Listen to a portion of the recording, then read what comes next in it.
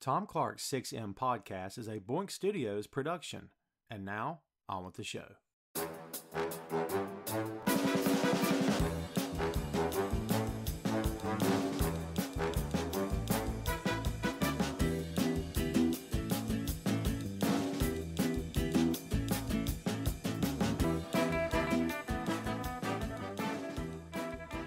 Hey, what is up? Welcome to Tom Clark's 6M podcast. I'm your host, Tom Clark, and in this episode I'm joined by co-host Phil Lindsey. From the world of rock and roll comes one of the most legendary heavy rock albums of all time, from an influential power trio who brought the blues into the psychedelic age with hard-driving riffs and rich songwriting, weaved together in a collection of songs that continues to inspire countless musicians to this day. We're talking about Disraeli Gears. Disraeli Gears is the second studio album by British rock band Cream. It was produced by Felix Pappalardi and was released by Reaction Records on November 2, 1967. Cream was comprised of Eric Clapton on lead guitar and vocals, Ginger Baker on vocals and drums, and Jack Bruce on vocals and bass. All three had successful careers before coming together for Cream, which is considered to be rock music's first supergroup. Disraeli Gears came only 1 year after Cream's debut album, 1966's Fresh Cream. Gears was recorded in under 4 days between May 11th and May 15th of 1967.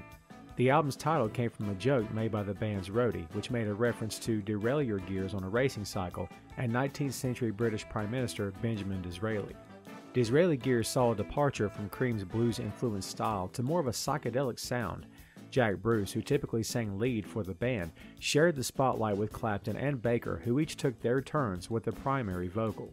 The album contains 11 tracks, all of which were written by Cream, except for 3, World of Pain, which was co-written by Pappalardi, a cover of Outside Woman Blues, which was originally written by Blind Joe Reynolds, and Mother's Lament, which was a traditional folk song. Disraeli Gears is widely regarded as one of the greatest rock albums of all time. It's also believed by critics to be the masterpiece work of the band, which would only release 2 more albums before their split in 1968. Cream's work continues to inspire musicians years afterward, and their discography is often cited by many for its importance in the evolution of blues rock. Disraeli Gears is a highly important chapter in the story of the band and remains a classic album that stands the test of time. And that's the lowdown on Disraeli Gears. So we did the deep dive on Jimi Hendrix and the Jimi Hendrix Experience, their debut album, legendary album, Are You Experienced? We're talking about mid to late 60s classic power trio, what came to be coined as the power trio. And I've heard those words so many times as a music fan through the years. And anytime there's a 3-man band that comes along, no pro wrestling pun intended there, kids, in case you know what I'm talking about. But every time I see a 3-man band come along, I almost immediately hear the words or think the words power trio. It just happens. I don't know if you could be a rock and roll fan and not know what that is. And I don't know that it started with Cream, but I think it did because it seems to be power trio fits these guys to a T. And you've got Eric Clapton, Ginger Baker, Jack Bruce. And just those names alone are iconic. Clapton is iconic on his own right, but when you say the name Eric Clapton, if you're a rock and roll fan, you're automatically going to know that Ginger Baker is the drummer, Clapton is the guitarist, and Jack Bruce is the bassist. And 3 guys who were all masters of their instruments, all 3 very good. And it's kind of like a Rush kind of thing where all 3 guys were considered to be maybe the best at their individual instruments. And again, power trio. Jimi Hendrix Experience, power trio. Phil, when you told me that Disraeli Gears is like your favorite album, I found it interesting. Not because it is, but because I don't know if I've met anyone that's ever said, hey man, my favorite album is Disraeli Gears. They might say they dig Cream, they like Clapton. I'll hear the Hendrix Experience quite a bit, but maybe Zeppelin, obviously. But I don't know if anyone's ever told me, hey man, Disraeli Gears is my favorite album. It's great. Before we really dive on this album, man, what is it about this thing as a whole that you really dig? Well, I first of all, they are considered like the first of a kind. Cream. They're considered like the first supergroup because they're like the first where 3 guys that were already successful on their own and were already, known guys came together and put together, like you said, a power trio. and that already makes them interesting in its own. I didn't know any of that when I discovered Cream, um, but I just think it's so many things about the album that is just so different. It's the sound is so different from it. It's got this like bluesy, psychedelic sound to it, and I mean even just the album cover is just so different from anything else at that time. You said psychedelic. That's the best word, man. Bluesy psychedelic. That's it. Um, were they kind of the first band to really put those two things together? Because we got really used to it with Zeppelin, and if that's all you knew, you'd kind of say, "Oh, well, Zeppelin they kind of started that," but they really didn't start that. I mean, the Stones were doing old blues tunes when they came to the States and before. Uh, the Beatles weren't really doing bluesy stuff. They would cover a blues song occasionally, but theirs was more like pop rock kind of thing and doing their own thing, doing their own songwriting. But the Stones were covering a lot of blues tunes. Clapton was doing it, um, with the Yardbirds and bands like that. But do we credit Cream as being the first sort of bluesy psychedelic band? Maybe. They're definitely innovators. I don't know if I know enough about the history of it to say that they were the first, but they're definitely innovators in terms of they put their own stamp on a sound. Um, of course, there were other guys that were doing, blues inspired psychedelic stuff. I mean, you could even say Hendrix did his own version of it. Um, but in terms of like the most like noteworthy riffs and some of the things that came from this album, you definitely would have to say that they cemented their name in it. Yeah, and it's sometimes you'll hear people say, "Well, this album sounds like the '60s," or "This album sounds like the '80s." Cream to me sounds like the '60s, and not that that's a bad thing, because their music has definitely stood the test of time. Obviously, we're talking about it X number of years later that this album came out. I mean, that's a big deal in and of itself that we know what this is. So you can't say that it was just compartmentalized in just one generation. But when you put this album on, there's no mistaking this is from the '60s, man. Like you just know, it's just got that sound, it's got that feel. I think texture might be the best word of all. Like Yeah, this album has texture, man, from start to finish. And I yeah, think a I lot agree. of it has to do with the playing. Like you said, all three guys were successful anyway. And man, all three were so good at what they did. And they just blended and meshed. I mean, I think it's one of those things about just the perfect storm of three talented guys coming together and realizing, hey, we could make this thing work. And the funny thing is, they only did four studio albums as a band before they called it quits. And they're still being talked about today. They were innovators, like you said, and they were inspirations, and they inspired a generation of musicians that came after them. Um, this album's got a lot to do with that, man. Uh, I don't know what other. I mean, to me, it's this. It's the Jimi Hendrix Experience. I'm trying to think of that period of time. The Doors are in there, obviously. Um, maybe, and God, I don't want to leave the Doors out of this conversation, man. Talk about psychedelic bluesy rock. It's just that Jim's voice was more earthy and more rugged, and I don't know, his was more like a performance than it was. Cream is down in the gutter playing those riffs, and that really wasn't what Jim did. I mean, Cream sort of was like I don't know, from the streets of England, maybe, if that's a weird way to put it. I mean, you could feel that there was, I don't know, some grit to their stuff, right? Yeah, for sure. I would say they didn't lean as heavily in the blues. I mean, you could say almost everything rock related from the '60s up was heavily inspired by blues. But there were just certain things like what Hendrix was doing and a few other people were doing where you could really tell that like this is blues. Like this is very much blues inspired. Yeah, and I'm actually watching a documentary about the band right now, and it's several years old actually. But some of the guys they're interviewing is a who's who of rock. You got Robert Cray, Buddy Guy, Alex and Eddie Van Halen. I mean, it's some rock royalty here and blues royalty here for sure. I mean, these guys who were heavily inspired by this band. I mean, again, that speaks volumes about who they were together and who they were individually. Um, let's get into this album, man, because I want to get your take on these songs because I know I've got opinions on these as well. The album, and look, kids, there's a couple of different editions of this. The original album is what we're going to cover. There was a deluxe edition released in 2004. Um, I think that might be the only variant, I guess I could say, from a comic book guy. Um, yeah, I think that was the only one. But yeah, it looks to be. So, Disraeli Gears released in '67, November of '67. It reached number 5 on the UK album charts, number 1 on the Finnish charts, and was number 1 on the Australian album charts. Let's see.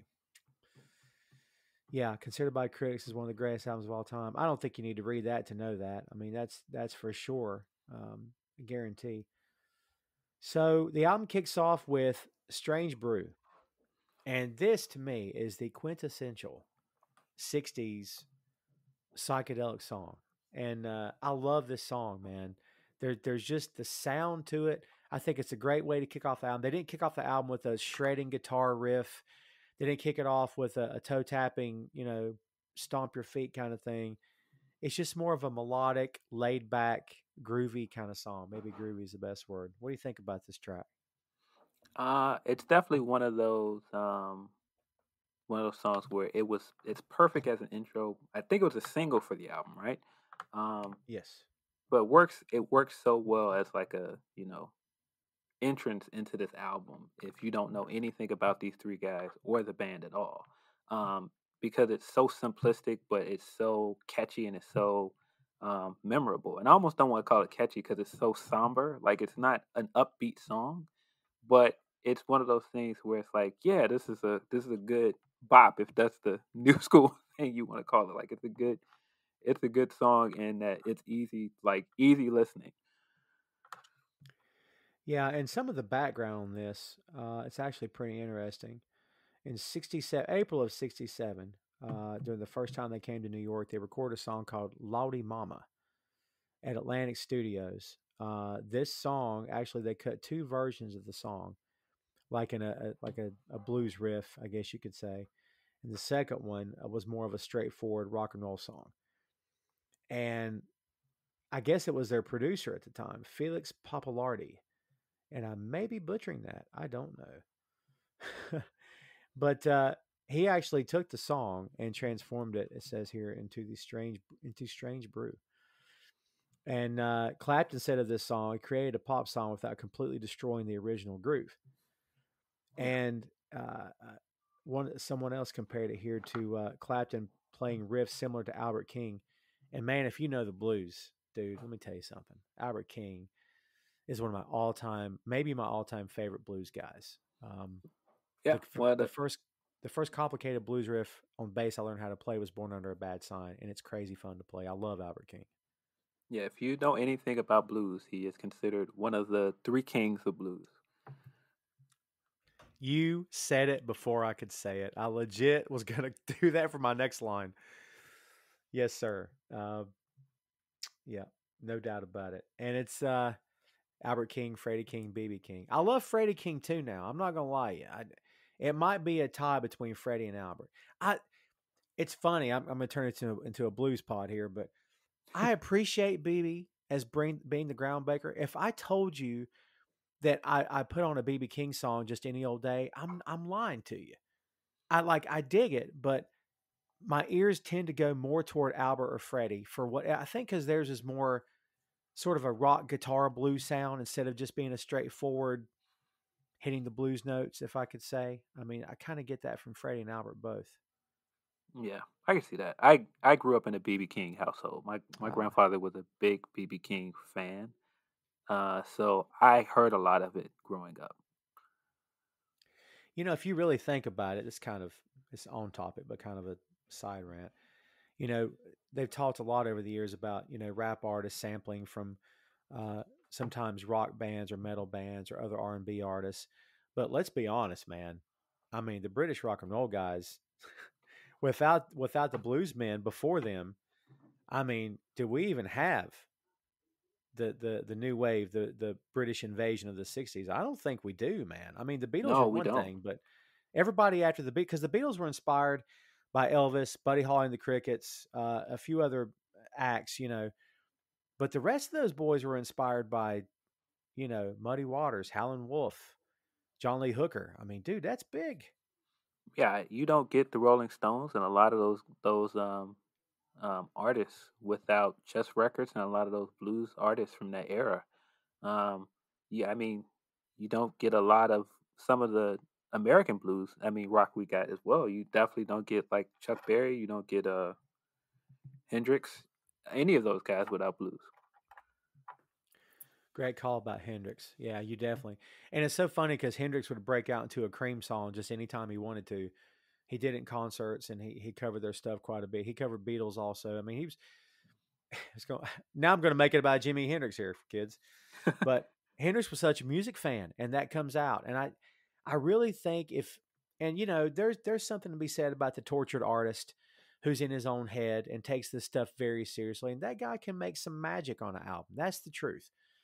But I think there's also something to be said for the guy who's a true music fan, who he'll take a compliment, but he'd rather talk about the bands he's listening to right now. I think that's what Jimmy was doing. I'm pretty sure that's what Clapton was doing at the time too, where they were giving props to other acts, not just taking a pat on the back, man. Um, Strange Brew is a fun song. I dig it. I can't tell you it's my favorite song on the album, if I'm being honest. I think my favorite song on the album, it's a toss up between the second track and the seventh track. And the second track on the album, I think, all right, so let me take a step back. If Cream is known for two songs, and just two songs according to the mainstream audience, it would have to be White Room and Sunshine of Your Love. So, I mean, how cool is Sunshine of Your Love? This is to me is Cream from start to finish. This is one of their signature songs, man. Probably in the top, maybe the first or maybe the best, but at least in the top three best songs they ever recorded, I think. Absolutely, it's all three guys at their best. Um, it's one of the most memorable rock riffs ever. Um, yeah, vocal performance on it from Jack is great, and the fills on the thing are fantastic. Yeah. Like I said, you can't say enough that this is just the three of them at their best. Like this is their quintessential song. I learned how to play this bass line too, and there's probably a dozen different ways to play it. But once you play, like there's some stuff you can play on bass, and even your friends who love music might go, "What's that?" But like if you play this most of the time, people are like, "Oh, that's Cream. I know that song." So guitar is easy, man. You can play anything on guitar and get someone to go, "Oh, I know that song." But bass is a little tricky sometimes, but not for this song. I love this song to death, and there's a term for what I'm trying to say. The descending chords, I think, is the best way to put it. And that may not be the case, but in my head it is, where it kind of starts up here and then it kind of takes you down a staircase, is the way it sounds. And White Room does that to me too, which is totally different. Um, yeah, it's a totally different album and everything, but just that idea of, again, you start off up here and you go down like you're taking a step down.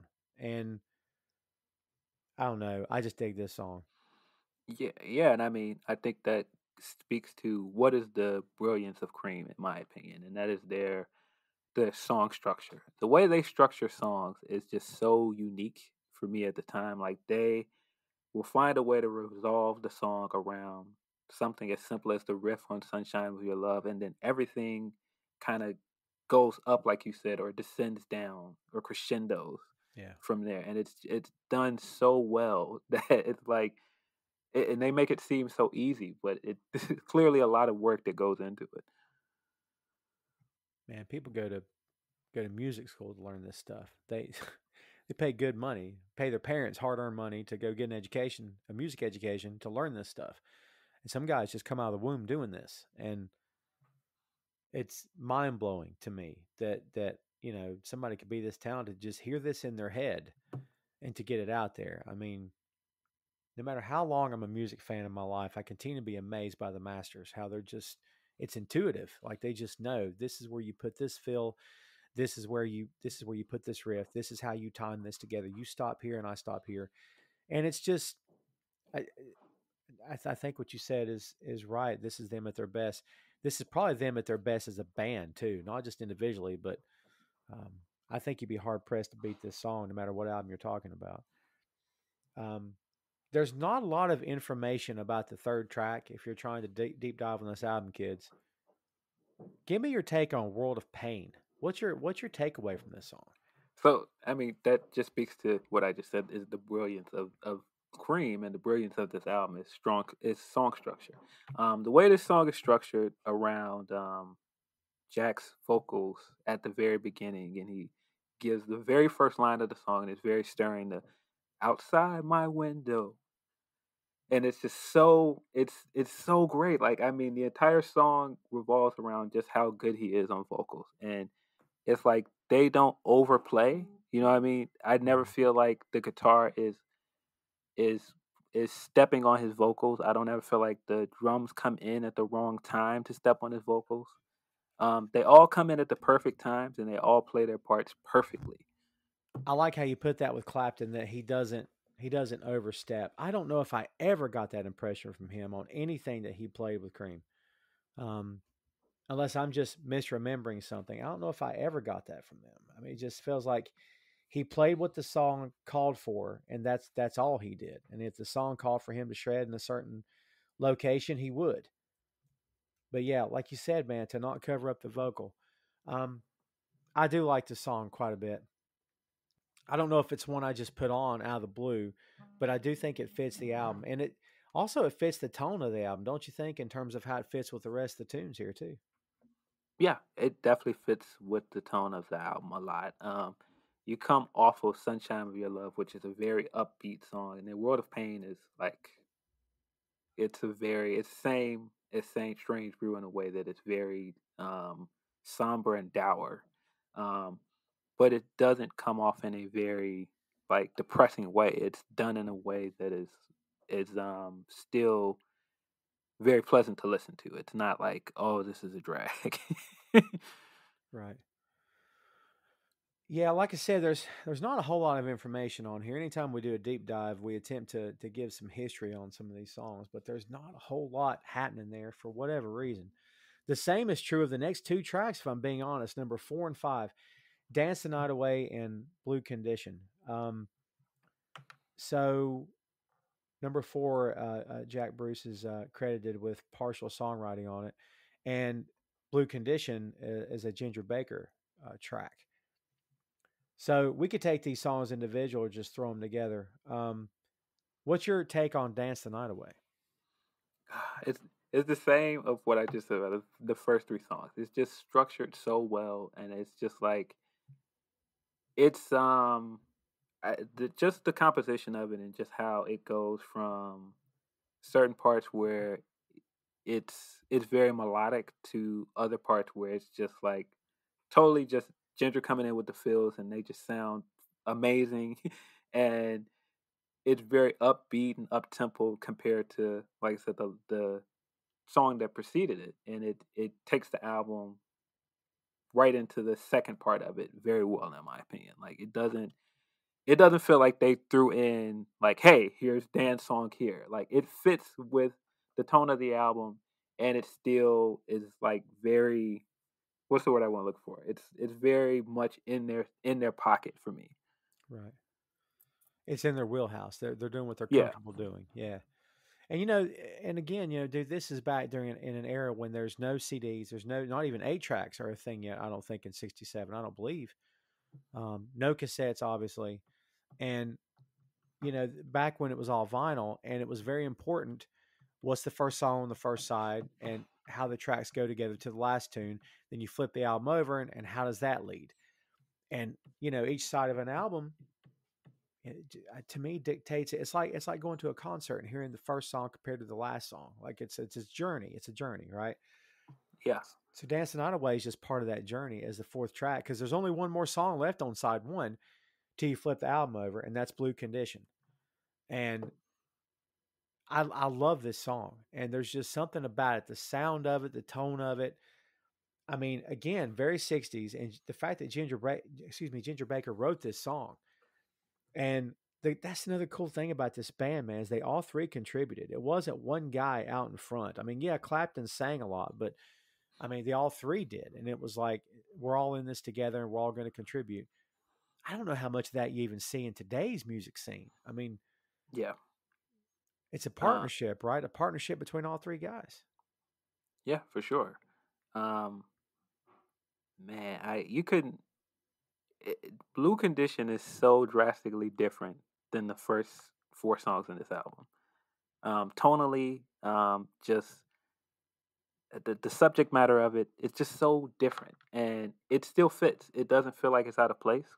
Um, I mean, everything I just said about Dance the Night Away and how Dance the Night Away is very melodic and it has like these very catchy, toe tapping rhythm to it, and it has like these parts where we get into like this like awesome solo with it that you kind of get lost in. This is very much like their attempt at storytelling, I would gather. Like that's the storytelling you would get from a blues song in this song. Yeah, I go with that. I mean, that makes a lot of sense. I mean, this is Baker at his best in terms of songwriting and what a song can sound like and what this band can sound like together. And the lyrics are great. I mean, it's a writer doing his thing. Don't take the wrong direction passing through instead of deep reflection of what's true, for it's a combination of judgments made by you that cause a deep dejection all the way through. Holy God. I mean, it's poetry. Just reading it, man. Like, it reminds me a lot, or at least in some ways, of Robert Plant, where it's not just, hey, all right, shake your head, bob your, yeah, all right, tap your foot. No, that's not what they're doing here. It's like you said, departure from the rest of the album. But this thing reads like it's out of a book of poetry, man. Early rising every day, you must be enterprising in your way. How do you get to that rhyme? How do you get to? I love that. Are you kidding me? For you will hear no laughter nor see the sun. Life would be one disaster all the way through. Good Lord. That's great stuff. I could just do a whole show just on reading the lyrics of this album. That's great, man. Yeah. Um, so that what a way to end side one of an album, dude, in '67. I mean, this if you had not picked up their first album, okay, this is their second album. Disraeli Gears is their second album, kids, if we forgot to mention. But if you didn't know anything about them and you picked up the second album, you're getting a great introduction to them for sure. Just through the first five tracks on side one, right? I mean, the first five tracks kind of tells you all you need to know. That tells you that Cream is versatile. They're very talented. They know where they're going. They know how to get there. And man, these are three pros doing their thing, man. Yeah. Side two, this is my toss up for my other favorite track on this song. I love Tales of Brave Ulysses, and it's a very artsy, folky kind of song.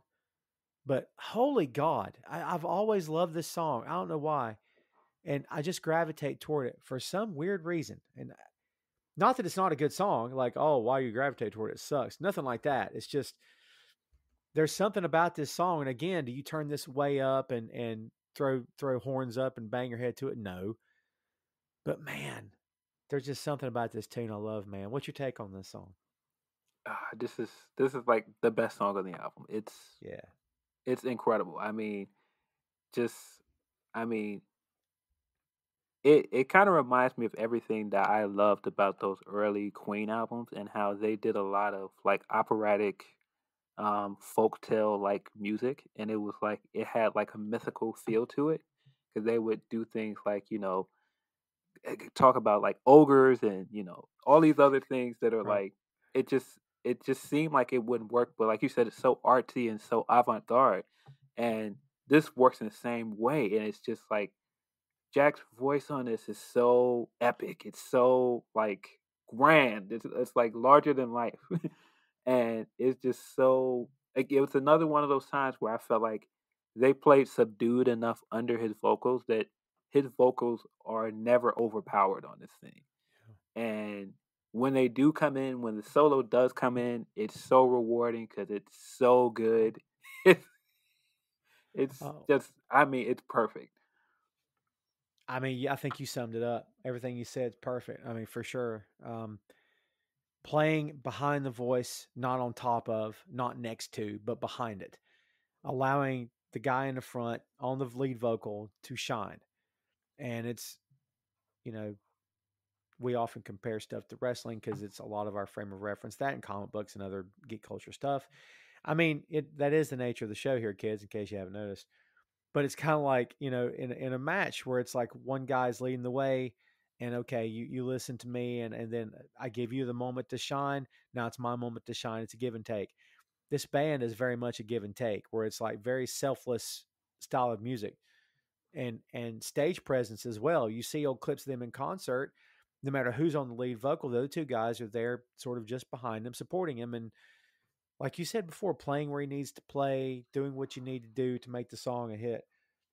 Yeah, Um, and I just think the way that this song builds is just fantastic. I mean, it's so at the very beginning you basically just get Jack's vocals and like the bass, and then once the guitar comes in, it gets more and more upbeat. It's just so good. it's great, man. And I should have been hitting the vocals or hitting the lyrics on these songs from the jump. But again, when you start reading these things, man, it's mind blowing. You've heard that for years in your head, but to see it on paper, um, and you see a girl's brown body dancing through the turquoise, and her footprints make you follow where the sky loves the sea. I'm singing it in my head as I say it out loud. And when you're, because it's the way he sings it, it's perfect. It's just like a sing along thing. And when your fingers find her, she drowns you in her body, carving deep blue ripples in the tissues of your mind. Wow, it's heavy. Every when it gets back to the refrain, and that's why I say the way that it builds is so great because it builds all the way across his verses, and then when it gets to the refrain, it gets right back to kind of low again, and then it jumps right back up through during the verses. It's it's just the song structure on this thing is just amazing. Yeah, no doubt about it, man. It's great stuff. I mean, like I said, it's for me, it's a toss up between this and "Sunshine of Your Love." But if I had to be put on the spot, I'll say this is my favorite song on the album as well. It's just great. And what a strange title, and what a strange thing to sing about. But man, so here's one. Is this the kind of thing you can only tackle in the '60s? Do you tackle this in 2021 and have an audience go, "Hey, this is a masterpiece," or would they go, "What's going on here? What's this? What are they singing about?" Like, does it just depend on who's delivering the song? Actually, I think it's conviction. I think you gotta if you come and you're like, this is the subject matter and we're singing about it with full passion and conviction and we're right? playing around it with no irony, then it works. And like I said, that's what made those first two Queen albums special in my opinion. And they were doing the same thing where they were kind of revolving subject matter around like folklore, and it never felt goofy or silly to me. It never felt overly campy because it was just so well executed.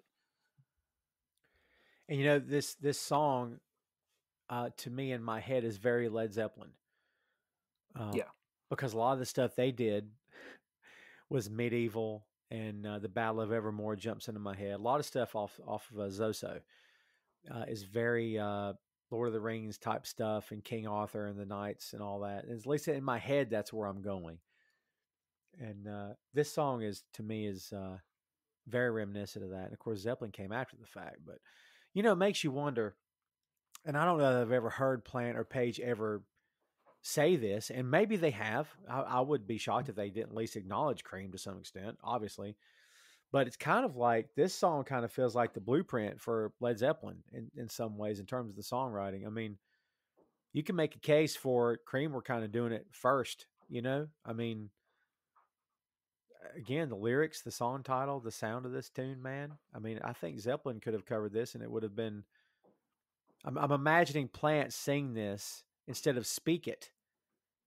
as was performed on the original track, man, that would have been a different song more than likely. Yeah. It's good stuff. Yeah, I mean, I could see them doing it, but I mean, this is just where I say they definitely made their stamp on rock music at the time. Yeah, and it fits. It fits the era. It fits everything.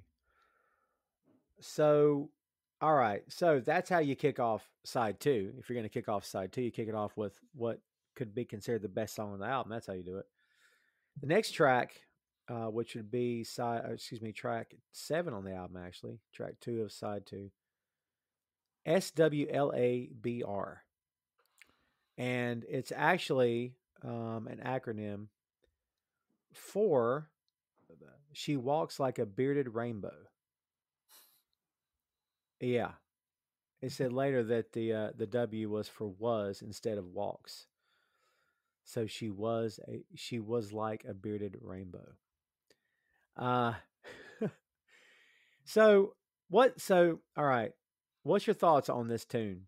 Well, I mean, what do you think about It's such a bizarre song, but it's so cool. Like it's so I it? don't so like I almost don't understand what I like about it, but it's just so bizarre.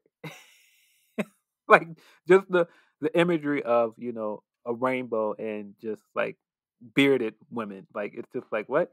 But it works. I mean, and again, this is just Jack's vocal performance on it is just so good.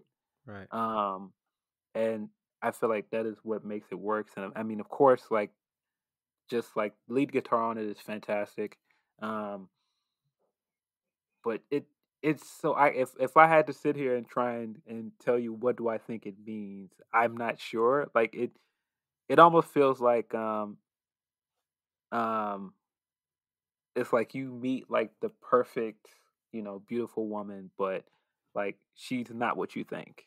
Like Right. she has like some, oddity to her that is like it's staring us all in the face, but we're acting like we don't see it.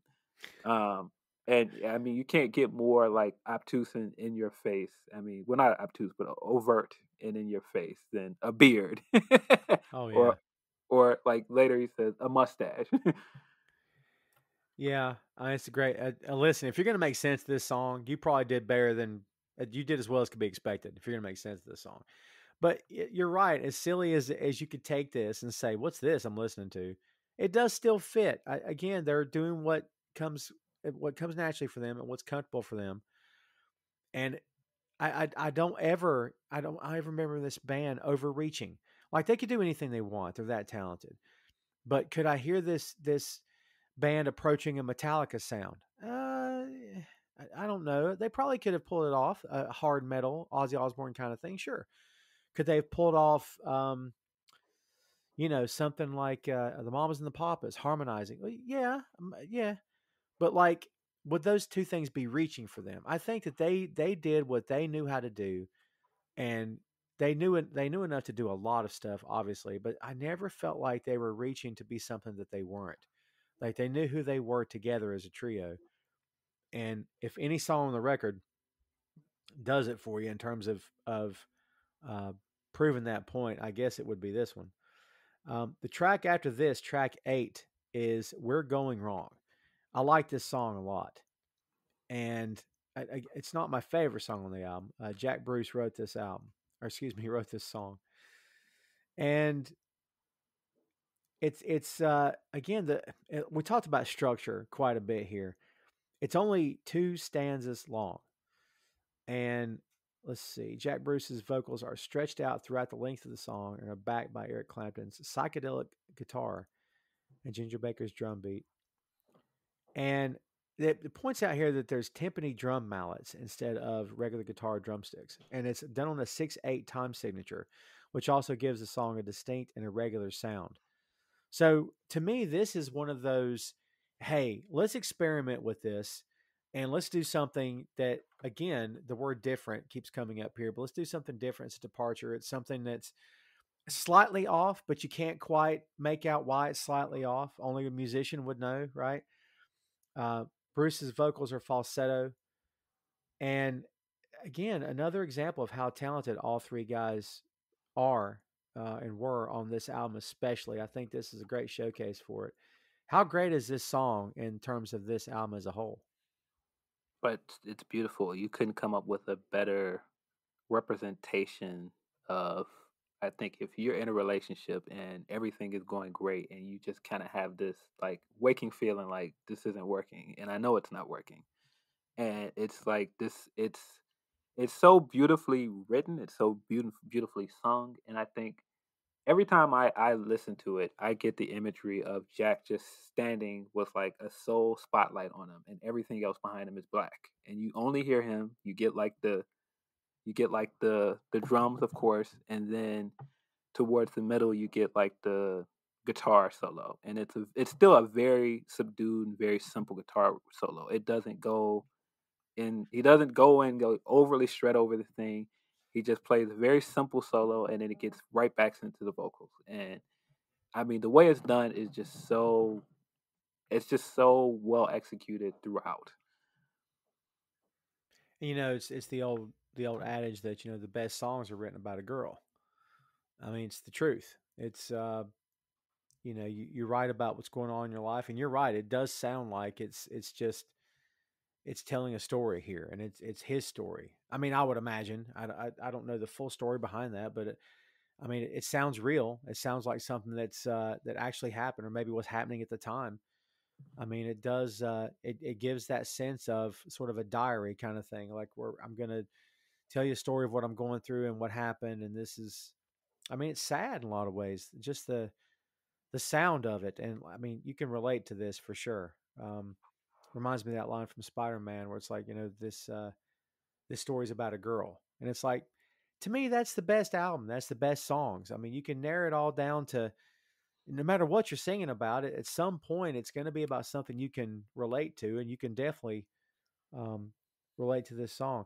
I think that's something else that made this band stand out from a lot of their peers at the time, where it was about the guitar and it was about, the sound.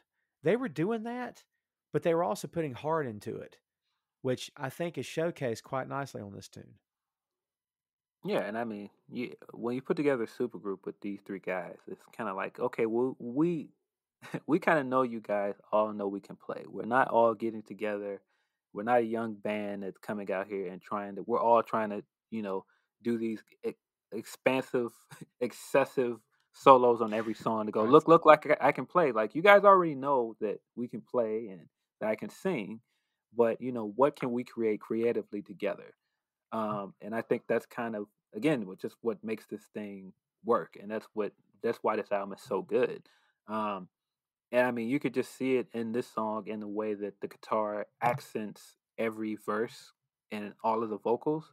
It never comes in and it's like I never even got the point when he plays the solo in the middle that it's kind of like, oh, well, this is a completely different thing. It always felt like it's just here to accent the rest of the song. Yeah, doesn't overpower it. Doesn't do too much. Until you go into this album and really talk about it, really think about it. I don't know if anybody could really appreciate how in tune these three guys were with each other and how respectful they were of each other as musicians. I mean, I think it's obvious because no one really steals the show on this album. This is a group effort, man. Maybe that's the best way to put it. And I think it's evident on this one. Tom Clark 6M podcast is sponsored in part by Radius Law Group. Every day, Radius helps individuals, families, small businesses, and nonprofit organizations throughout North Carolina, Florida, and Pennsylvania resolve their legal issues by providing effective legal counsel in the areas of estate planning, as well as elder law and Medicaid.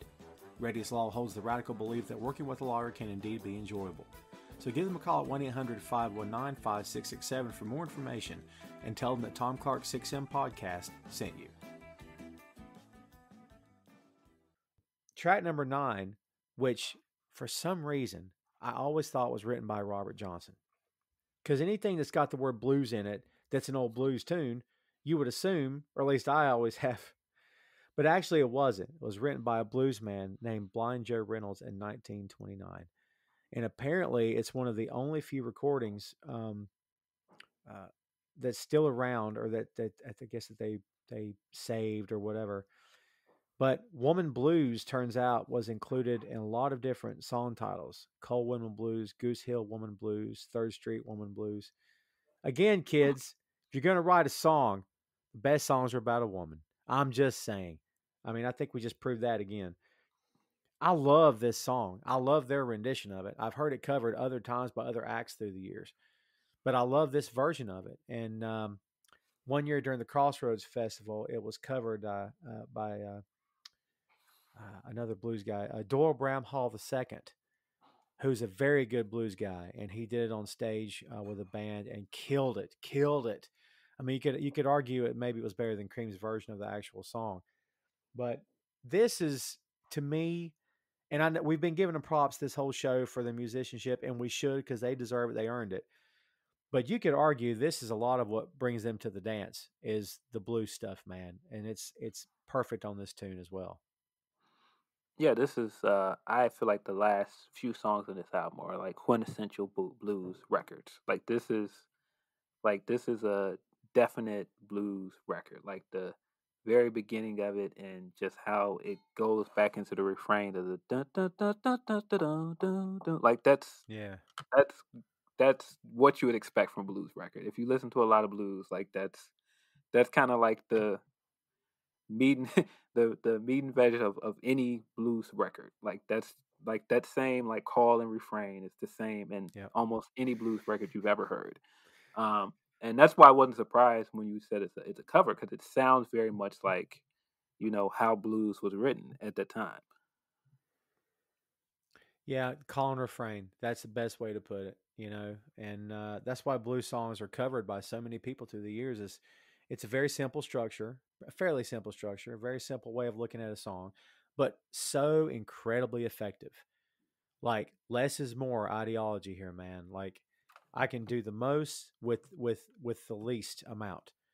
Like, dude, you can layer a song, you can overproduce a song, you can have an orchestra, way too many musicians, two drummers, of just a team of songwriters at your disposal, and you may not even sell a gold album. It may not even hit number one.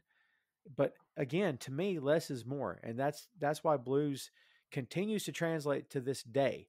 Like, how does an art form survive all these years? Because it has heart, because everybody can relate to the stories told in blues music, and it's just, again, it's easy to understand, it's easy to play, less is more. And like you said, the last few songs on this, Take It Back is the next track, and it, to me, it goes hand in hand with Outside Woman Blues, and I dig this tune a lot, and it's one of my favorites on this album, man. It's one of those that just you sit up like you sit up during the concert. You're tapping your feet. Makes you want to stand up, maybe clap your hands and go along with it. It's a good song, man. I really dig it. Yeah, I think when you break the album up into two sides, and I never really noticed this from all the times I listened to it, because I just listened to it in one sitting. I just see it as like these are the 11 songs. Like I've never broken it up into the first 5 songs and the last 6 songs of the album. The last 6 songs of the album kind of have that has to be an intentional sequencing. It's like Tales of Brave Ulysses is kind of like you meet a girl, then SWLABR is you go, oh, this girl's kind of quirky. Like, what's going on with her? And then the third one's like, this isn't working. This isn't working. And then 4 is like, this is like breakup y. Like, and then once you get to Take It Back, it's like, yep, we're done with it. Take that thing out of here.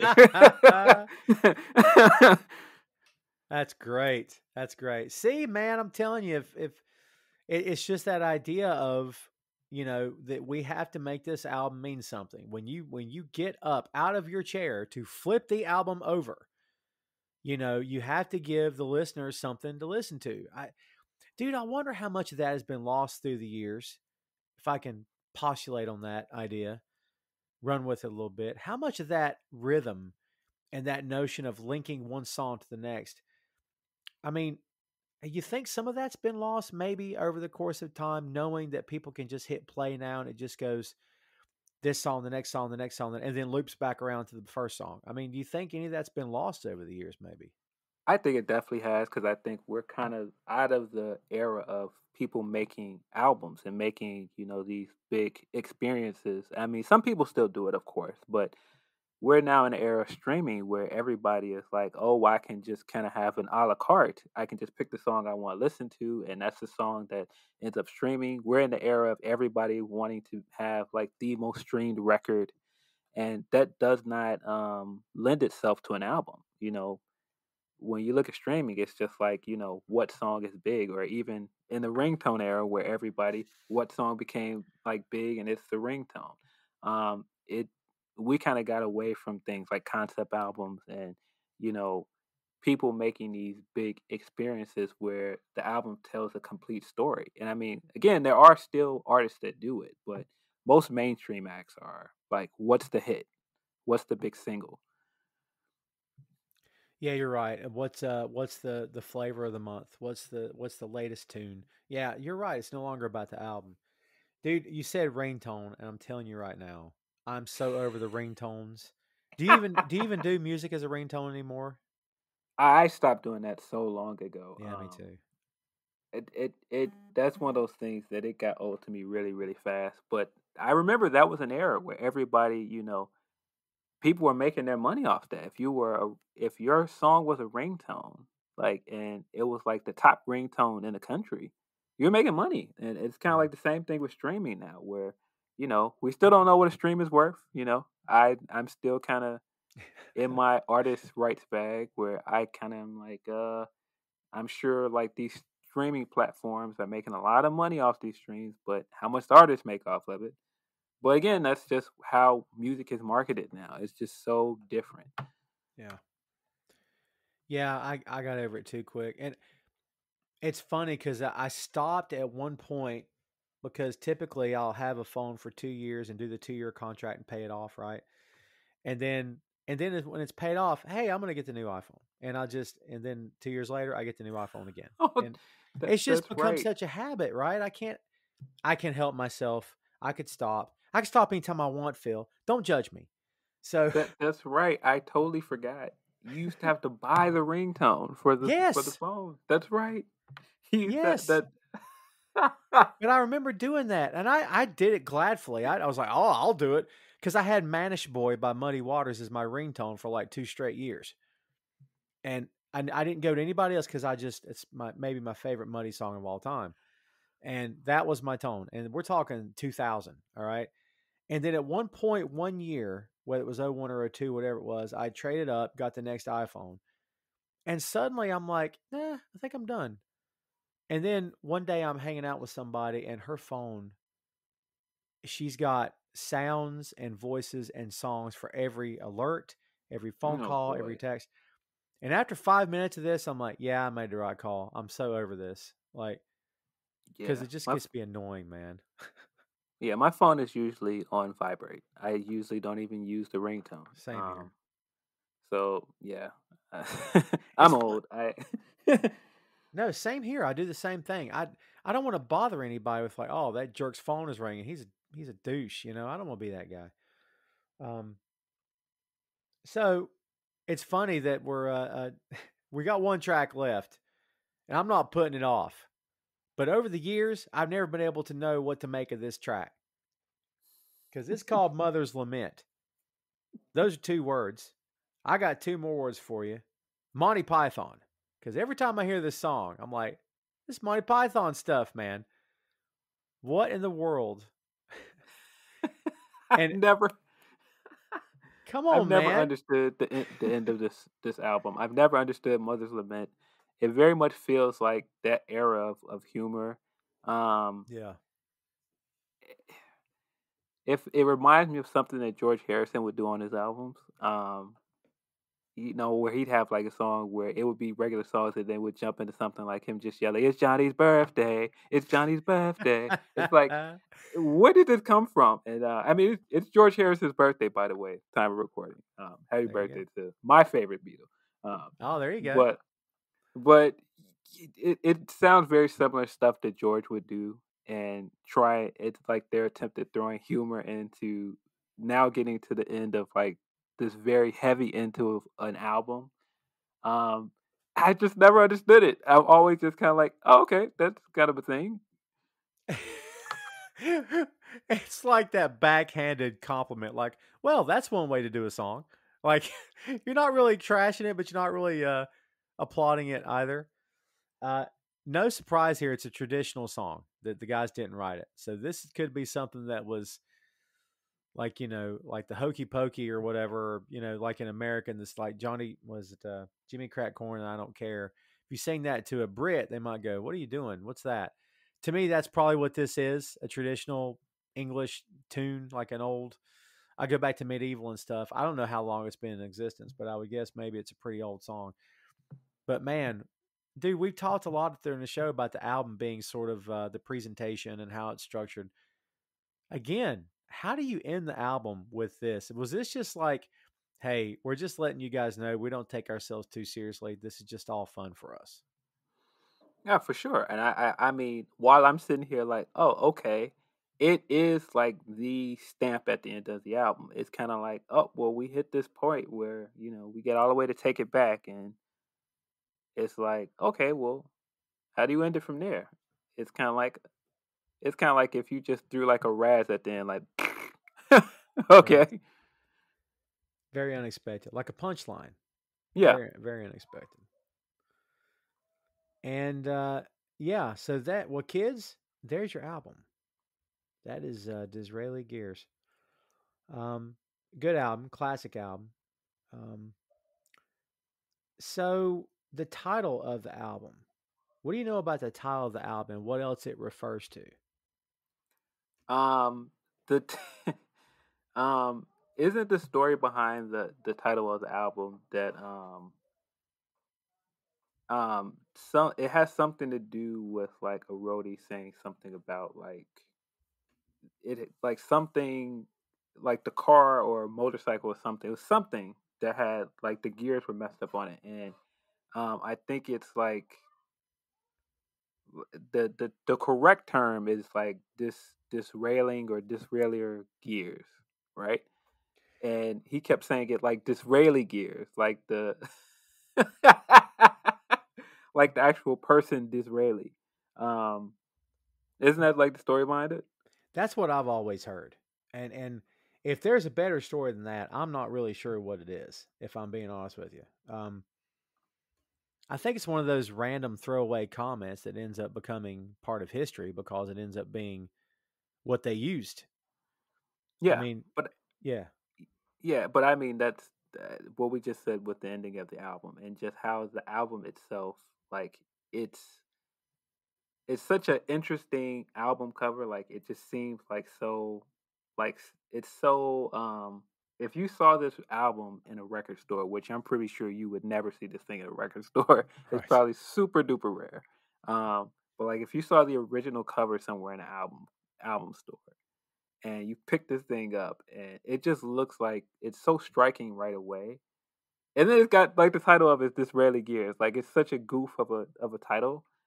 It's like it's almost like they did something so intricate and so artsy, and they were like, "Here, let's just throw this fun title on it, or this joke of a title on it to disarm you." And it's almost like the same with the last song. The last song of the album is like, "Okay, we did this very artsy, bluesy album, and let's end it on this joke." Yeah.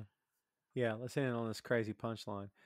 And you're right about the story. Apparently, Clapton was going to purchase a racing bicycle. And a roadie overheard the conversation that Clapton was having with Ginger Baker and said, it's got them Disraeli gears, meaning to say the derailleur gears. But instead, he was speaking of 19th century Prime Minister Benjamin Disraeli. Dude, the word Disraeli gears, I don't know what it is about those two words together. It sounds distinguished almost, like it's a very important thing. Like, why it sounds like that in my head, I couldn't tell you. But Disraeli gears sounds like a motion or like a document or like these. In 1874, they signed what's come to be known as the Disraeli gears. I don't know why I think that way in my head, but I don't know. I don't know if I could ever tell you 100% what it meant. I'd heard that story as well, but apparently that's the story. That's where it came from. They just ran with it. So a roadie, kids, came up with the name of what a lot of people consider to be maybe the most classic. Well, it's got to be top 10 classic rock albums of all time. I mean, you'd have to say. What do you think is the fallout from this album in terms of who it inspired, what it inspired? I mean, what do you think came after this in terms of, okay, if not for Disraeli Gears, maybe this doesn't happen? Have you ever thought about that? Nah, that's it. I'm not sure. I know that there's definitely other bands that I could say have probably done things that sound like this rarely gears to me. Um, hmm. When did because the first two Queen albums came out in the '70s, right? I think their first album came out in '71. I think that's right. That sounds right. Um, Um, I can see some influences in their music. Um, uh, that's tough because I mean, it's crazy to think like again, this is a super group. Like these are already three well-known artists that came together, and so I would say that it was influential and it started other bands getting together and doing the same thing. Like probably like the another popular, well-known super group. It, hmm. so to answer your question while you ponder that, Queen's first album was July 13th, 1973, called Preordained. So Gotcha. yeah, wow, Uh, so probably like other super groups that got together after that, like Traveling Wilburys. great Um, call. Yeah, I would say that they definitely had an influence and started that craze of other artists getting together and making bands. yeah, super group, no doubt about it. Audio Slave, Velvet Revolver. I mean, going into the modern era of super groups. I mean, it's yeah, man. You know, there's something to be said for the musicians, and you put this very well earlier. It's like, hey, we know what we're good at. This is not about us showing off. This is about us actually making music and making something that we would like to listen to and that we think would sound good. And I think that's why a lot of supergroups end up having a fair amount of success. They not only bring name recognition with them and a built-in fan base, which is important because they want to be able to sell their records to somebody, right? But also, by the time you get a supergroup together, chances are they're pushing 40, maybe older. They've already done the drug thing and the alcohol thing and the women thing and the partying thing. And now they're like, you know what? I'm a dad. I got kids. I got a wife. I'm a fairly normal guy. Now I just want to play music. And I think that might be the allure of a lot of supergroups is that there's no nonsense anymore. Yeah, the nonsense, they romanticize it and they make documentaries about it like, oh, look at all the stuff that Bon Scott did. Yeah, but at some point it becomes now we want to focus on the music and we want to make the best possible song we can. Dude, I think that's why supergroups tend to sell a lot of albums, man. You know? Yeah, I mean, I'm sure, like you said, a lot of it is name recognition as well. But none of these guys are like, "Hey, look at me, I'm playing really good, sign me." Right. Like it's never any of that. Like a lot of these guys have already made it. They've already seen success. They've already been signed, and they've already in some cases seen their fair share of money. So it's never like, oh well, let's get together Mm, and knock everybody's socks off and show them all just how good we are. right. Um, it a lot of times it seems like a creative pursuit, and I think that's why we get some amazing music out of it. I mean,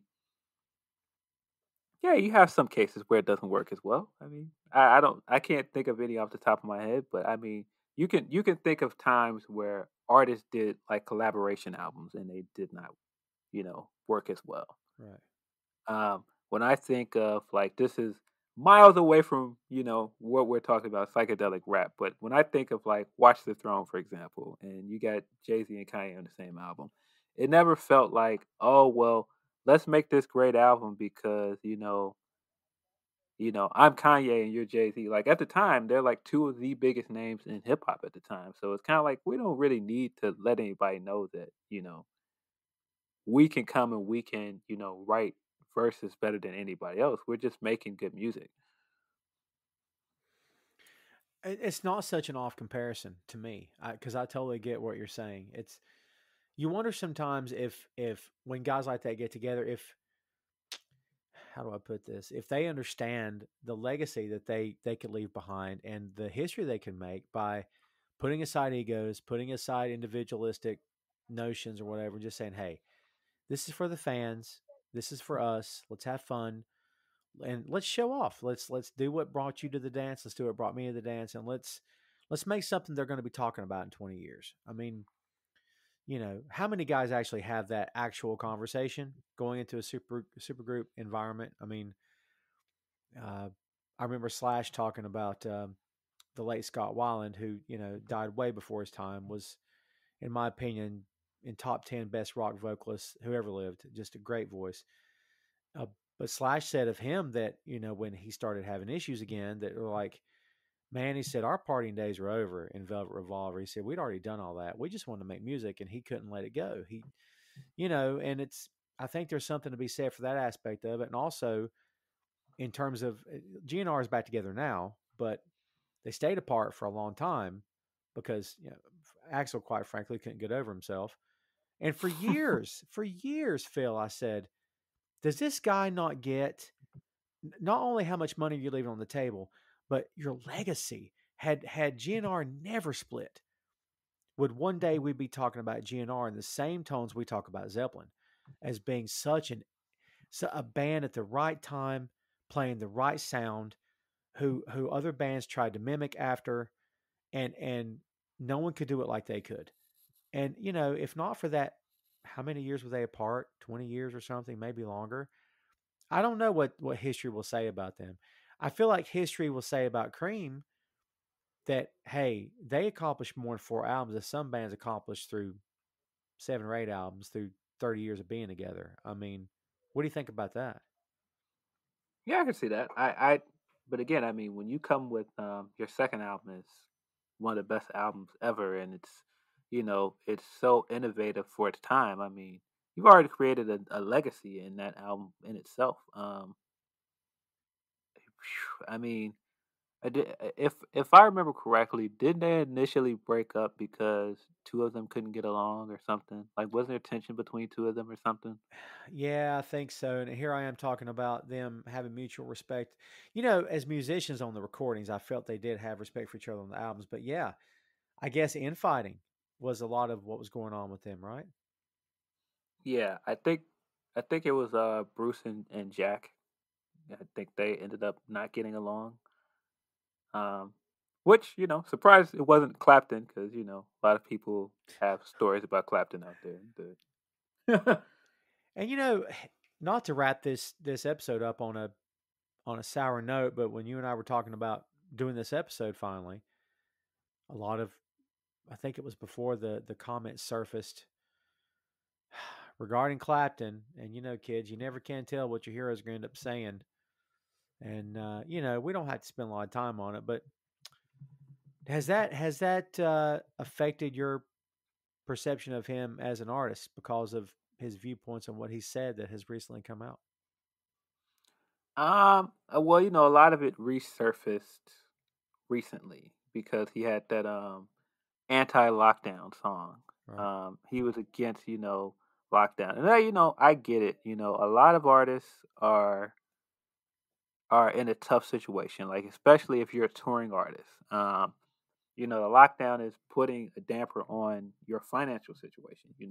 That's completely how you make your money by touring, and you're not a recording artist anymore. I get it, but at the same time, everybody has to stay safe. You can't just you can't just decide, don't lock down because I have to make money. That's pretty selfish. Right.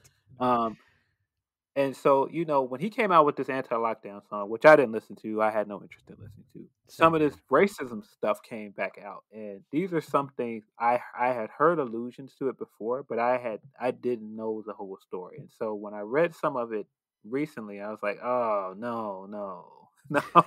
I mean, of course, it doesn't ruin my enjoyment of this album. I still think it's one of my favorite albums ever, but it's just one of those disappointing things where it's just kind of like, ah. And I Right. mean, don't. don't get me wrong. I've heard a lot of things about Clapton other than the racism. I just sat here and told you that George Harrison is my favorite Beatle, and he stole George Harrison's wife. Man, I just slept with this man's wife. He just seems like a not great guy outside of Right. his music. Right. Um, so I mean, it depends on how much of that you can you can separate from the artist. I've always known some of those things about him. I try to not throw that in with his music. Um, Still has made a lot of music that I really enjoy. The racism thing is kind of hard to ignore, though. Yeah, I Like agree. if it's just character defects, whatever. I'm sure a lot of these people have character flaws that we don't want to know about. But yeah, racism is just we all If it's just like you're just being, intolerant, then yeah, I don't want to have anything to do with that. Yeah, I mean that's a little hard to forgive. It's I have a much easier time with when someone comes out and says, "Look, what I said was X number of years ago. I was a friggin' idiot. Um, I, I I regret saying it. I've been caught. It's you guys got me. You're totally right. That was how I used to think. Um, I expect anybody to forgive me, but I assure you I've changed. It's not how I think now. I don't know how often we actually get that from anybody these days. It's just like, well, so and so's quit talking. He's talking through his lawyer, his PR guy. You know what that means? He did it.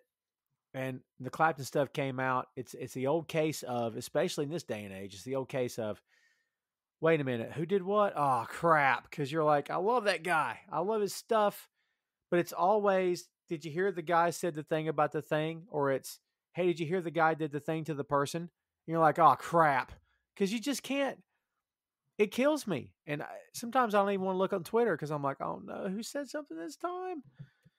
I mean, not only do Yeah, you hate to see it, but hate to see it from the guys that you grew up respecting as artists or whatnot. But due to the point you made much earlier in the show, they're human and it's doesn't excuse anything. Don't get me wrong, but like I think maybe part of the problem is that in our heads we put them up on such a, is pedestal the right word, where we just sort of put them up on a certain tier, and we're like, I don't know.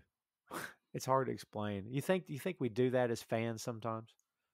I mean, I absolutely think we do because we, idolize these guys and women for things that they can do artistically and creatively, and we don't ever think of, oh, well, this is a person that goes somewhere else and does other things that we don't know about after they're done, recording music or touring. And I mean, I have no presumptions about this. Like Eric Clapton is how old now? He's close to 80, right? He's like 74, 75. Yeah.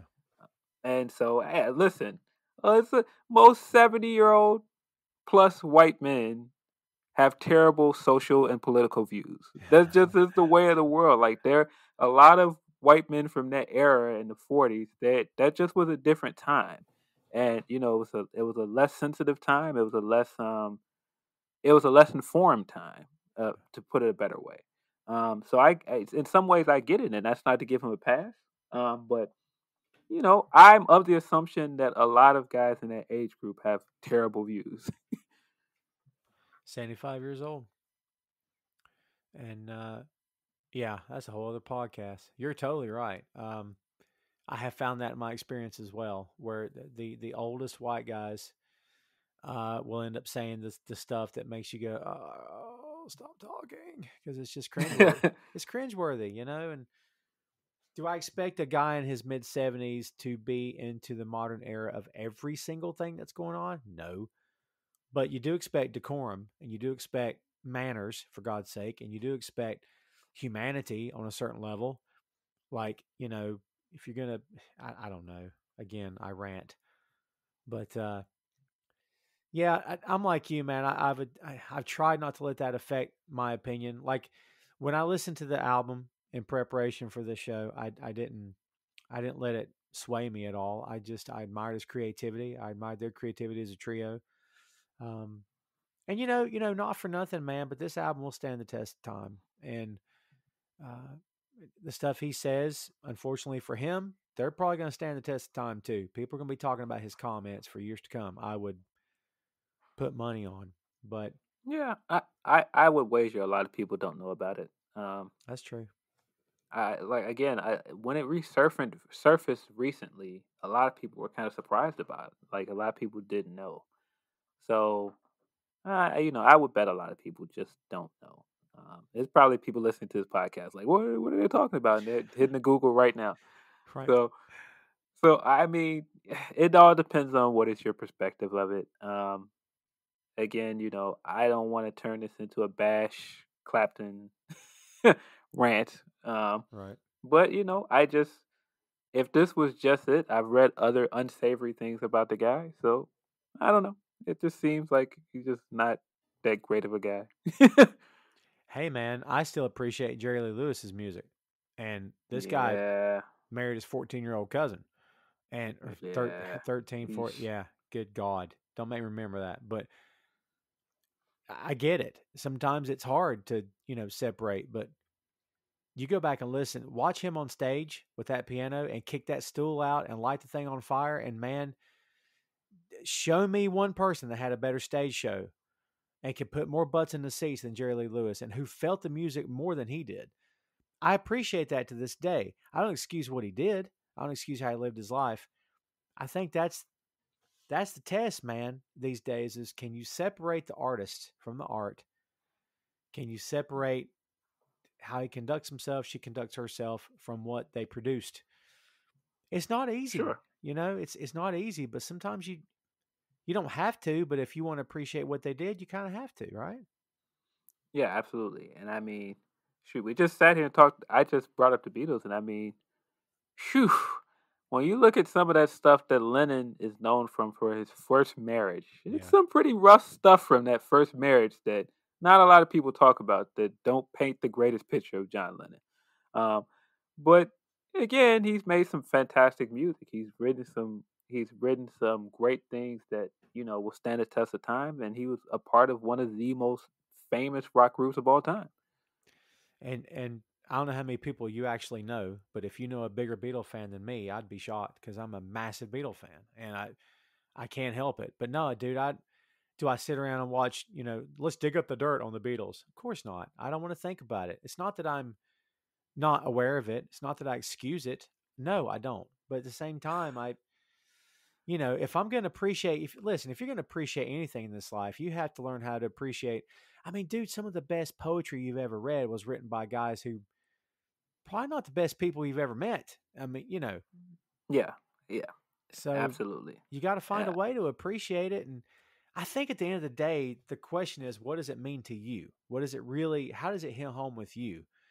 And, you know, Disraeli Gears as being, one of your favorite album of all time, you connected with it long before you yeah, knew about what Clapton said. And it's like, that's hard to, you can't just replace that. I guess you could say, well, I'm never going to listen to it again. Yeah, but come on. Like you've listened to it for years and no, that's not you.